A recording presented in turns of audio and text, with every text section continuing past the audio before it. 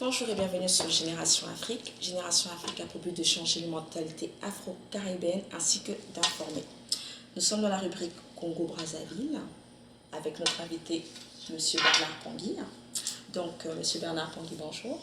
Oui, bonjour madame. Vous allez bien aujourd'hui? Ça va bien, oui. Donc, voilà maintenant 3 mois qu'au Congo-Brazzaville, la nouvelle constitution a été votée, quasiment à 97% selon la Télé Congo. La population n'a pas apprécié cette constitution. L'opposition a fait un tapage et un bruit contre cette constitution. Mais la constitution, la loi du 6 novembre 2015 a été votée. Et paraît-il que le peuple a accepté cette constitution. Donc nous avons M. Bernard Pangui. M. Bernard Pangui, je me souviens donc que vous êtes secrétaire du Carton Rouge, mais vous êtes aussi président d'une association, si vous pouvez nous la redire. C'est le mouvement démocratique de la jeunesse africaine pour le développement. D'accord, alors juste avant de continuer l'interview, est-ce que vous pouvez nous expliquer comment ça se fait qu'on vous a connu en tant que secrétaire général du mouvement Le Carton Rouge et puis maintenant vous êtes président? Est-ce que vous êtes en train de créer un nouveau parti? Vous abandonnez le Carton Rouge? Loin de là. Le mouvement démocratique de la jeunesse africaine a toujours existé. Même bien avant que je fais partie du Carton Rouge. Mais seulement, on ne pouvait pas trop fonctionner. Comme vous savez, ici au Canada, la loi prime surtout. Si vous n'avez pas l'accréditation, ça ne sert pas de faire du bruit au nom d'une association. Maintenant que nous avions une accréditation, nous sommes enregistrés. On peut maintenant parler à haute voix au nom du mouvement démocratique de la jeunesse africaine pour le développement. Mais cela ne veut pas dire que je quitte le Carton Rouge, je demeure secrétaire général du Carton Rouge et on continue de travailler fort avec Sostin Samba pour pouvoir amener beaucoup de choses au niveau de la population congolaise. Alors justement, pour parler un peu de votre association, votre mouvement, je vais parler des deux confondus. On s'est rendu compte qu'ici à Montréal, au Canada, vous avez fait beaucoup de bruit, quand même, beaucoup de tapage. Quand je parlais de l'opposition, notamment, vous faites partie de cette opposition qui a été très criarde, hein, surtout vous et M. Samba, on vous reconnaît comme étant très vindicatifs. Hein. Comment ça se fait qu'avec tout ce bruit, tout ce que vous avez saisi des tribunaux, vous avez saisi des députés ici au Canada, et il ne s'est rien passé? Est-ce qu'on peut dire que c'était un échec pour l'opposition? Bon, pour nous déjà, il faut dire que la constitution de M. Sassou, ce qu'il venait d'adopter, est un non-lieu. On considère que ce n'est pas une constitution.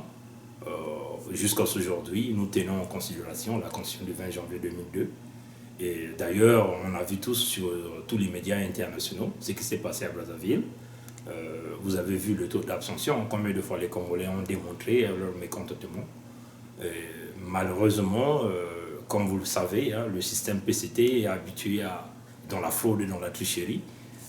Même qu'il y avait des témoins, c'est-à-dire que les journalistes internationaux qui étaient à Brazzaville qui ont démontré que c'est seulement peut-être 0,5% des gens du pouvoir qui sont allés voter.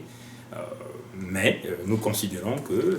Mais en fait, juste avant que vous avanciez loin, parce que vous êtes quand même d'accord qu'il faut qu'on corrige un peu ce que vous dites, il y a l'écrivain Alain Mapongou qui précise que l'opposition n'a pas été assez forte. Alain Mapako. Oui, et qui dit que cette opposition est une opposition un peu désordonnée. Est-ce que il n'y a pas une remise aussi en question au niveau de l'opposition? Parce que si l'opposition avait été forte, au moins le président aurait un petit peu reculé. Mais vous ne l'avez pas fait reculer, vous ne l'avez pas fait hésiter. Vous avez saisi l'international ne vous a pas tenu. Vous comptiez sur François Hollande. François Hollande lui a donné le feu vert. Et aujourd'hui, vous comptez sur Marine Le Pen. Est-ce que vous êtes capable de faire tout seul sans les étrangers? Bon, écoutez, tout d'abord, je tiens à vous dire que ici au Canada, on n'avait jamais fait confiance à l'opposition congolaise. On ne peut jamais faire confiance aux leaders de l'opposition congolaise qui ont travaillé avec Sassou Nguesso dans le passé. Vous parlez de qui là?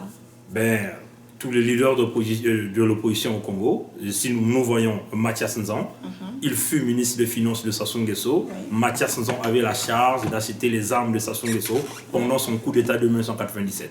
Donc Mathias Nzan, s'il va parler devant Sassou Nguesso, il n'aura pas de poids. Mais en même temps, ceux qui étaient les plus en avant, c'était M. Kombi Salissa, Parfait Kolela. Justement, M. Kombi Salissa fut un ancien cobra de Sassou Nguesso sur le front 400.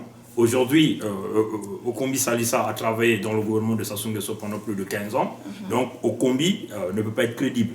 La personne qui pouvait être crédible, c'était Parfait Kolela, du fait que Parfait Kolela, je ne suis pas un partisan de Parfait Kolela, mais je tiens quand même à dire, Parfait Kolela a les mains propres dans le sens où il n'a jamais tué un individu au Congo. Mais les autres, ils ont des mains sales. Mais le défaut de Parfait Kolela, c'est qu'il a fait partie du gouvernement de Sassou Nguesso. Donc du coup, il ne peut pas avoir la crédibilité. Bah alors, mais c'est toujours un peu... Des fois, on se dit, cette opposition n'est pas une opposition forte. Mais en même temps, c'est même opposant d'un moment quand on doute, parce qu'à un moment, les Congolais ont douté. Hein, oui, le tel opposant, c'est pas un vrai opposant. Puis quelques temps après, il a été emprisonné. Donc, oh oui, on n'a plus de ses nouvelles, il a disparu. Puis là, je présume encore que M. Paulin Makaya doit être encore en prison. Donc, c'est toujours... est-ce que c'est pas un jeu politique? Parce que... Non, nous pensons que la personne qui fait peur à Sassou Nguesso, c'est Paulin Makaya. Faut le penser. La preuve en est que Paulin Makaya est arrivé au pays avec zéro. Il a commencé à soulever les masses. Paulin Makaya a fait tout le tour du pays et il commençait à recevoir le soutien. Comme vous le savez, Sassou Nguesso, c'est quelqu'un qui écarte tout le monde à son passage. Nous le savons, quand il avait eu à programmer la constitution du 20 janvier 2002, il avait tout fait pour écarter tous les opposants, y compris le défunt Kolela et tous les autres leaders qui se sont déplacés du pays lors de la guerre, lors de son coup d'État de 1997. Sassou a taillé une constitution qui permettait à lui seul d'être candidat à l'élection présidentielle de cette époque. Et là encore, c'est le même système qu'il venait d'établir avec sa fameuse constitution du 25 octobre. Il a taillé une constitution dans le sens où il a programmé 3 plans. Le premier plan, ils ont levé le verrou de l'âge pour lui donner une chance de se positionner. Le deuxième, il a réduit l'expérience professionnelle qui était de 15 ans pour un candidat, il l'a ramené à 8 ans. Il a réduit l'âge d'être candidat de 40 ans, il l'a ramené à 30 ans. C'est une façon de positionner son fils Kiki Sassou Nguesso. Or, je tiens à vous dire ceci. Peu importe ces manigances qu'il a eu à faire, Kiki Sassou Nguesso ne peut jamais être président du Congo-Brazzaville. Kiki Sassou Nguesso est 50% congolais de la RDC, 50% congolais de Brazzaville. C'est ce que vous dites, parce que dans la même constitution, il dit aussi qu'un président, une fois qu'il sort de ses fonctions, ce président ne peut plus être radié en justice pour ce qu'il a accompli. Justement. Donc peut-être qu'il parle aussi, peut-être qu'il veut juste se protéger à cause justement, du cocon que l'opposition fait. Je revenais vous savez, regardez, même les États-Unis d'Amérique, qui est une grande démocratie, un très grand pays avec beaucoup de pouvoir, un président en exercice, c'est le cas de Bill Clinton, a été poursuivi par la justice dans l'affaire Lewinsky. Voilà. Donc Bill Clinton a eu des sérieux problèmes avec la justice américaine. Et un petit pays comme le Congo-Brazzaville, Sassou Nguesso, reconnaissant ses crimes de sang, parce qu'il faut le dire, hein, ce monsieur, il continue à tuer jusqu'à ce jour, il se taille une constitution dans laquelle il reconnaît ses crimes et il prépare une sortie dans le sens où il ne peut pas être poursuivi. Ça, c'est du jamais vu au monde entier. C'est du jamais vu. Monsieur Pangui, ça fait combien d'années que vous êtes à l'étranger? Ben, ça fait quasiment 18 ans que je suis à l'étranger. Alors, donc, je pense que je vous informe rien que sur la politique du Congo, comme on a pu le constater avec les actualités qui nous ont révélé, que ce n'est pas Denis Sassou Nguesso qui tient vraiment les ficelles. On a vu qu'à un moment, Denis Sassou Nguesso commençait à hésiter. Quand François Hollande lui a dit oui, on a clairement vu que son attitude a été encore plus ferme. On voit aussi que Marine Le Pen prend de l'ampleur par rapport à cette situation du Congo. Vous parlez des États-Unis tout à l'heure. Oui, les États-Unis sont un exemple démocratique. Oui, vous attendez le soutien de la France et de l'Amérique. On a vu avec Madame Michaëlle Jean qui avait fait de très beaux discours. Qu'est-ce qu'elle a dit aujourd'hui pour le Congo? Bon, écoutez, je vais vous dire ceci. Oui. Il y a une mafia qui s'organise entre la France, l'Italie et l'Afrique en général, le Congo-Brazzaville en particulier. Nous savons que la France-Afrique a toujours existé et les deux parties énormément impliquées dans le système de la France-Afrique c'est le Parti socialiste et l'UMP, qui aujourd'hui est devenu les Républicains, qui sont énormément impliqués dans ce système. Vous pensez que le FN fera mieux? Le déjà, français, elle a déjà l'intention de chasser tous les immigrants. écoutez, je ne fais confiance à personne, mais oui. je ne fais jamais confiance à la France, parce que la France, ce qui compte pour la France, ce sont les intérêts. Mais ce n'est pas les intérêts des Français qui comptent, c'est les intérêts de la classe politique française. On a vu Sassou aujourd'hui qui est parti à la COP 21, on a vu comment les leaders du gouvernement français et du Parti socialiste s'alignaient à l'hôtel où Sassou est parti. On a vu Ségolène Royal est allé s'aligner, on a vu Laurent Fabius est allé s'aligner, on a vu Valls aller s'aligner, on a vu Le Drian aller s'aligner. Alors en qui vous faites confiance du coup? On ne fait confiance pas à la France, on va changer de partenaire. Nous avions plusieurs partenaires qui sont intéressés dans la situation politique et économique de notre pays. Je tiens à vous rappeler tout d'abord du point de vue géographique, oui. Notre pays est envié par tous les pays. Oui. La France, nous allons dribbler tout le système de la France. Et ça, on va arriver à le faire. Et quels sont ces partenaires? On ne peut pas vous le dire ici. Ça, on s'excuse. On ne peut pas parler des relations qui sont encore en cours de traitement devant les caméras du monde entier. Voilà. D'accord. Et est-ce que vous pensez que ce qui s'est passé par rapport au fils Nguesso sur sa situation de papier ici au Canada, ça a eu un rapport avec votre passage au ministère des Affaires étrangères? Bon, mais tout d'abord, on tient déjà à vous féliciter, à remercier le gouvernement canadien de nous avoir fait cette confiance-là, que nous avions eu à bloquer l'histoire, enfin, toute la documentation de Willy Nguesso ici.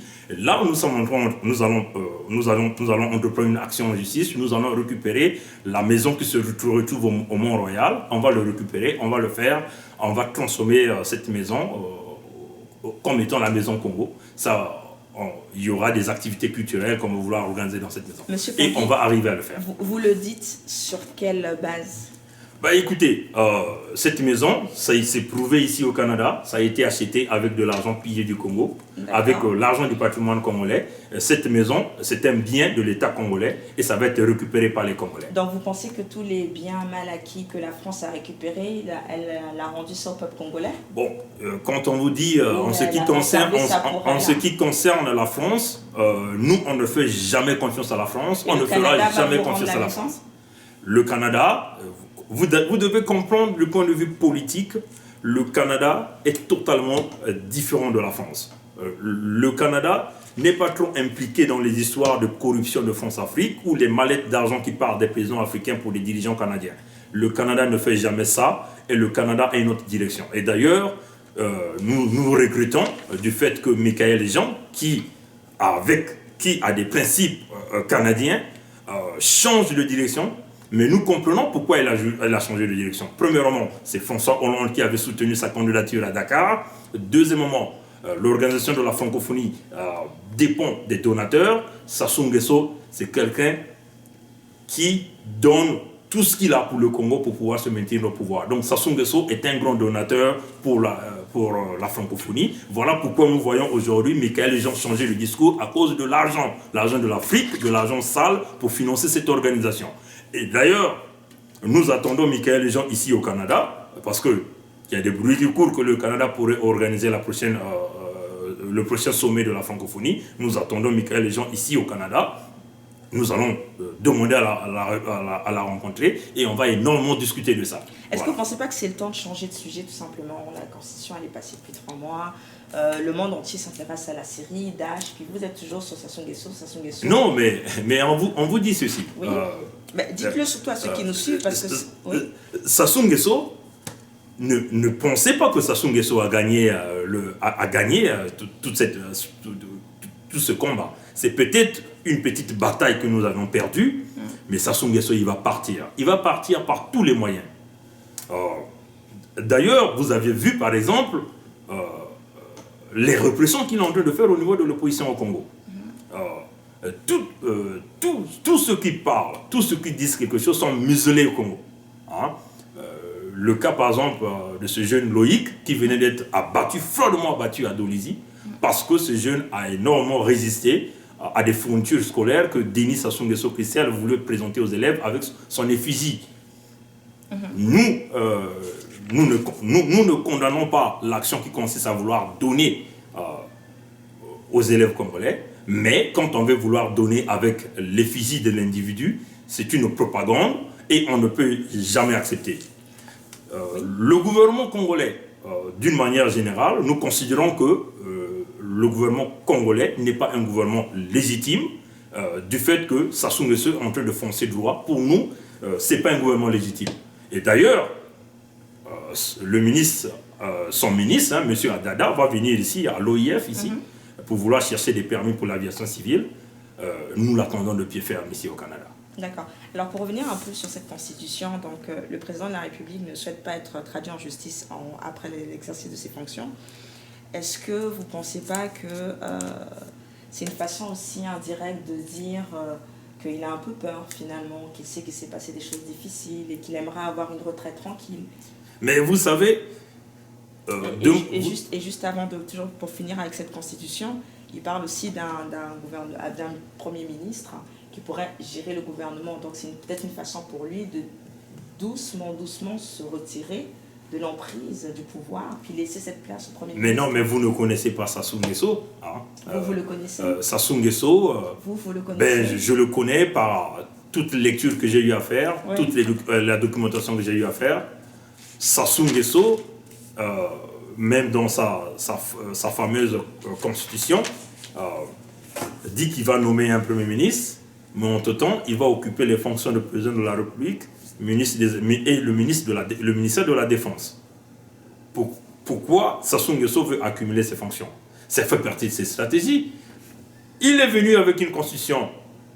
Il a dit que le président de la République est aussi le chef du gouvernement, donc le premier ministre en même temps. Vous avez accepté. Là, il vient avec une constitution, il va dire, voilà, je vais donner des responsabilités à une autre personne. Il va nommer un individu qui va énormément contrôler. Donc, en réalité, Sassou Nguesso sera toujours le président de la République, il sera toujours le Premier ministre, et aussi, il va aussi occuper les fonctions. Donc, il n'y a pas d'effort? Non, il n'y a pas d'effort. Ce qui compte pour Sassou Nguesso, c'est de mourir au pouvoir. Vous savez, je vais vous dire une chose. Le Congo est dirigé par des gangsters. C'est un groupe de gangsters qui est au pouvoir, qui n'ont aucune compétence. La preuve en est qu'ils sont incapables de résoudre les problèmes du Congo aujourd'hui. Je vais vous prendre un petit exemple pour montrer à quel niveau ceux qui dirigent le Congo ont un niveau de compétence très bas. Ici au Canada, avec la chute du baril de pétrole qui est à moins de $40 le baril, la plupart des entreprises pétrolières ont réduit les effectifs ou ils ont fermé. Mais vous savez, et le peuple parle d'austérité, ils ne sont pas contents non plus. Justement, mais on investit... Donc ça veut dire que quelque part, les gens ne sont jamais contents. Non, on investit dans d'autres domaines pour essayer de compenser l'emploi. Mais ce qui se passe au Congo, vous avez le Congo ne dépend que du pétrole, le baril est en chute libre, mais vous avez des Sassou Nguesso qui continuent à investir dans le même domaine, là où tout le monde est en train de retirer des investissements. Est-ce que vous pensez qu'on aura des ingénieurs suffisamment compétents si la France décide de se désister complètement du Congo pour gérer le pétrole congolais? Mais on vous dit ceci, les Congolais ont des compétences, ont des qualités. Pour faire le raffinage et travailler les matières premières. Mais le problème du Congo, ce ne sont pas des ingénieurs, ce n'est pas la compétence qui manque au Congo. Oui. Le problème du Congo, c'est celui qui est à la tête du Congo. Pourtant, on appelle la Chine un peu partout en Afrique. Mais justement, c'est ça. Sassou Nguesso a toujours ce complexe. Penser que l'homme blanc où l'étranger est plus compétent que le Congolais. Ça, c'est un défaut. Je vais vous prendre un exemple. Voilà des gens que, autrefois, qu'ils ont considéré comme étant des étrangers, mais une fois au pouvoir, ils ont changé les choses. Prenons le cas de Ouattara. Ils ont parlé que Ouattara était un Burkinabé. Mais Sarkozy met Ouattara au pouvoir en Côte d'Ivoire. Ouattara arrive au pouvoir en moins de 5 ans. Ouattara a fait ce que il a augmenté la dette de la Côte d'Ivoire. Non, écoutez. La première chose qu'il a faite, c'est prendre un crédit. Écoutez, mais il a pris le crédit pour investir dans le pays. Et il n'a pas permis au peuple ivoirien d'être réconcilié. Non, mais écoutez... Après, ça, vous voyez, il y a toujours non, écoutez, je vais vous dire ceci. Oui, je vais vous parler de Ouattara. Je parle de Ouattara dans le sens où il a réalisé quelque chose, même les Houphouët-Boigny n'ont jamais réalisé. La Côte d'Ivoire détient le cacao, mais les Houphouët-Boigny n'a jamais transformé le cacao en Côte d'Ivoire, n'a jamais transformé le cacao en chocolat comme Ouattara venait de faire. Ouattara vient de d'implanter. Gbagbo a commencé à réduire la dette de la Côte d'Ivoire. Non, mais écoutez, on parle des réalisations. D'où on veut regarder. Vous comprenez, dans un État, comment un État fonctionne? Un État fonctionne quand vous avez un chef d'État qui est capable de créer de l'emploi. Sassou Nguesso n'a jamais créé de l'emploi au Congo. Sassou Nguesso, l'entreprise qu'il a créée, c'est l'armée nationale congolaise. Alors justement, on parle beaucoup, que, sans vouloir vous couper, que l'opposition, souvent au chômage. Alors, pourquoi on ferait confiance à une opposition qui va récupérer un... Au moins, Sassou Nguesso, il a de l'argent maintenant. Non, Sassou Nguesso, mais je veux vous dire... Je veux vous dire une chose. Non, mais écoutez, ça dépend. Nous n'avions jamais fait confiance à l'opposition congolaise parce que c'est l'opposition... Mais vous êtes un opposant vous-même. Oui. Donc vous ne faites pas confiance. Ah ben oui, mais il faut retenir une chose. Sassou, présentement, a peur de nous, ici, dans la diaspora. Parce que la résistance, c'est la diaspora congolaise qui est en train de le faire. Ce n'est pas l'opposition au Congo. L'opposition travaille avec Sassou Nguesso. L'opposition est en train d'accompagner Sassou dans la réussite de tous ses coups d'État constitutionnels. Pourquoi on le dit? Parce que cette opposition avertissait Sassou dans toutes les étapes que nous étions en train de faire. Oui, attendez le mot d'ordre. Oui, demain on fera ceci. On ne dévoile jamais son plan à un adversaire qui est un criminel comme Sassou Nguesso. On ne dévoile jamais ses plans. Le jour où ils avaient pu retrouver et regrouper une masse de Congolais au boulevard des Armées, c'était le jour où Sassou Nguesso partait. Pourquoi on va demander à tous ces jeunes-là de rentrer chez eux tranquillement? Imaginons que Sassou Nguesso partirait, ce serait ma dernière question. Oui. Est-ce que l'opposition qui est là, je parle même des Paula Makaya, tous confondus, est-ce qu'il y en a un seul qui serait capable de récupérer les fichiers du gouvernement et de pouvoir trouver de bons partenariats pour le futur du Congo? Écoutez, les choses, nous sommes en train de travailler sur plusieurs bases de données pour pouvoir aider le prochain président du Congo. Et tout est déjà bien ficelé dans des documents, bien ficelé. Et ça sera la nouvelle base. Parce que ça ne sera plus le Congo où le PCT est en train de créer un désordre. Ça sera une nouvelle base du Congo. Vous savez, je vais vous dire une chose, je vais vous révéler quelque chose. Sassou Nguesso et Joseph Kabila de la RDC ont donné leur accord pour transférer l'eau du bassin du fleuve Congo au niveau du lac Tchad. Vous connaissez ça? Vous ne connaissez pas ça. Mais c'est un problème très grave. Aujourd'hui, vous avez les Tchadiens vont bénéficier du transfert d'eau du bassin du Congo qui vont se faire à travers un barrage qui va être créé au niveau de Lubangui. Et ça sera géré par des entreprises européennes. Ça sera bénéficiaire pour les entreprises européennes, pas pour les Africains. Mais ça va créer des grands problèmes écologiques. Pourquoi Mais parce que Sassou Nguesso veut seulement se maintenir au pouvoir. Il veut donner tout ça aux Européens.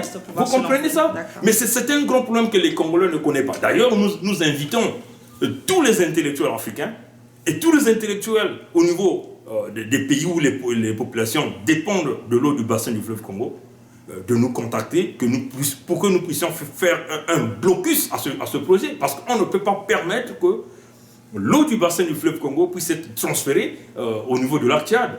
Parce que ça va créer une catastrophe écologique pour les populations. Vous voyez jusqu'à quel point Sassou Nguesso est prêt à mener la difficulté. Donc Sassou devient un danger, non pas seulement pour le Congo, mais c'est pour toute la sous-région. Donc la nouvelle génération d'opposition qui est au Congo est prête à faire une sorte de partenariat panafricain, en fait, parce que vous appelez les autres Africains qui sont frontaliers au Congo, de même s'associer avec vous. Est-ce que c'est un nouveau changement de mentalité? Mais ce n'est pas un changement de mentalité. Ça a toujours existé. Mais ça, des jeunes Africains, oui, justement, des nombreux jeunes, la jeunesse africaine en général, est en train de lutter contre les dictatures. On a vu au Burkina Faso comment la jeunesse et la société civile... Mais le nouveau président, certains disent que c'est un ancien de Blaise Compaoré. Donc vous voyez que l'Afrique en tourne un peu en rond. On avance, on recule, on avance, on recule. C'est un peu le peuple qui est toujours en ballottage. Vous savez, on peut toutefois donner la chance à quelqu'un qui a avancé, a reconnu ses erreurs. Et il vient de demander... Ah oui. Parce que si aujourd'hui ce monsieur est revenu au pouvoir, c'est parce que il a démontré au peuple burkinabé qu'il était capable et il a demandé pardon sur tout le mal qu'il a fait. Or, le mal du Congo, Sassou Nguesso est un lion qui dévore tout à son passage, qui tue tout ce qu'il veut. Regardez par exemple la fois dernière, il a fait une tentative d'assassinat du général Mao. C'est inimaginable. Vous voyez jusqu'à quel niveau on arrive. Aujourd'hui, on accuse Paulin Makaya avec un certain procureur qui, moi je ne sais pas si ce monsieur c'est vraiment un procureur ou c'est seulement quelqu'un qu'on est allé prendre au village, qu'on a donné le titre de procureur, le procureur du Congo-Brazzaville, un certain Oko. Vous voyez, Paulin Makaya qui arrive à Madjingu, son village natal, il est incapable de rentrer parce que l'armée de Sassou, les miliciens, il faut dire, les miliciens de Sassou ne le permettent pas de rentrer. Mais Paulin Makaya repart, n'est pas capable de rentrer à Brazzaville, dans son village, il repart comme à Brazzaville. Là, il veut l'accuser comme quoi il détient des armes de guerre chez lui. Mais personne n'a des armes au Congo, si ce n'est que Sassou qui détient les armes. Mais là, nous invitons la jeunesse congolaise, les jeunes du lycée, les jeunes des universités, que votre avenir est entre vos mains. Nous devons arriver au niveau où il faut maintenant travailler en solitaire. Un seul Congolais doit être déclaré heureux national, au même titre que les marins Wabi, au même titre que le cardinal Émile Bianina, s'il arrivait à toucher à l'intégrité de sa nation. Excusez-moi, je vous coupe dans votre conclusion, parce que dans votre conclusion, vous appelez encore les jeunes, ces mêmes jeunes qui sont sortis, ces mêmes jeunes qu'on a tiré dessus. Non, on n'appelle pas. On appelle à la désobéissance civile. Non, c'est pas une désobéissance civile. Là, nous appelons les jeunes Congolais, ceux qui sont au Congo, à une forte résistance, comme d'ailleurs ce jeune homme qu'on venait d'enlever la vie à Dolizy. Je vous garantis que quand nous passerons au Nouveau-Congo, ce jeune homme va être levé au même titre que ces gens-là, parce que c'est un jeune qui a emmené une forte résistance, qui n'a pas voulu accepter la colonisation en voyant l'effigie du fils de Sassou dans tous les documents, dans tous les cahiers qu'il est en train de vouloir étudier. Non, on ne peut pas accepter ça. Ces gens-là, ils ont tellement trop pillé. Le fils de Sassou Kiki est même en train d'insulter les populations de Pointe-Noire en allant construire un marché en bois, un marché qui va être soufflé par une vitesse de vent à 5 mètres par seconde. Donc un petit vent qui souffle à 5 mètres par seconde, ce marché de bois-là va être soufflé pendant que nous sommes au 21e siècle, où les autres pays construisent des grands centres commerciaux. Mais au Congo, c'est juste une façon encore d'injurer les gens. On ne peut plus continuer avec ce système Sassou, le système PCT. Il faut toucher à l'intégrité physique de ces gens-là pour que le Congo puisse sortir de là. C'était votre dernier mot. C'est ça mon dernier mot. Voilà, c'était votre émission Génération Afrique. Notre invité est M. Bernard Pongui.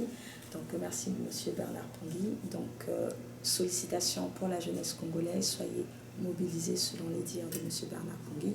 Et il souhaiterait avoir une opposition plus claire et fiable pour que le peuple puisse la suivre. Si je résume bien votre conclusion. C'est bien ça. Donc, c'était Elia Gomez-Nelly pour Génération Afrique. Merci, au revoir.